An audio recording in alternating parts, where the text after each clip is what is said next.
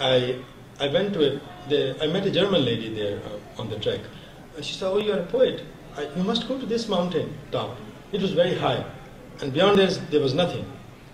And I said, "Well, I can't go because it's dark now. It's getting dark. I'm alone." She said, "No, I go with you." And she took me. She was an older woman, but I was very surprised. She was so like a mountain goat. She climbed, went up, further up, and I was a little taken aback. And she took me. It took me 3 hours. And on the way, I hit some with a bamboo. I had this blood coming in, so she kind of consoled me. Took me up, and when we went there was a beautiful mountain, flowers, and a small hut, a lodge. And she said, "Okay, thank you, I'm leaving now." I said, "What? There's nobody here, what are you doing?" And I went in and I talked to the lodge owner, and he said, "Yeah, you can stay. You can." He was a shaman. And you can stay. And this lady left. And at night I tried, they had my room outside, and I was supposed to go out, sleep outside in a small room, and then I had to go to washroom, which was outside. So I asked, there was a huge Tibetan Mastiff, a dog, huge dog. I asked this guy, this shaman, I said, "Will you please tie the dog? Because this dog I'm afraid of dogs. I was bitten by a dog when I was a baby." He said, "Well, don't worry, he will do nothing to you, because he's afraid of the tiger that comes at night." His mother and his grandmother was eaten by the tiger. So I was so scared, and that I didn't even feel like going out. I had to hold up all night, and I didn't dare to go out even further. And this poem, again a travel poem, but and also I want to talk about, his poem is called Little Paradise Lodge, and it makes a reference to a Sanskrit word called Devatatma. Devatatma is the word for the Himalayas in Sanskrit. Devatatma means place where soul of the god lives. Because Everest is the English word, because we had in colonial English rule. And then the guy who initiated the first conquest of Everest was called Everest. The Nepali word for Everest is Sagarmatha, which means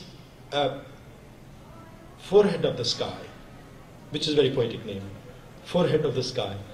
And the Tibetan word for Everest is Cho Mo Lungma, Cho Mo Lungma, which means the mother of the winds of the world, which is again very poetic, as compared to just Everest.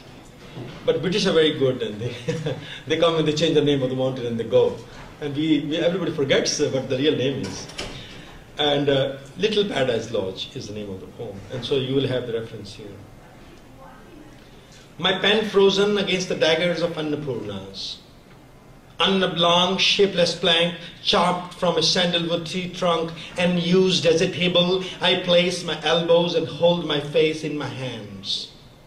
Blinding snows of Annapurna Ridge, hugely shining in the eye of my mind.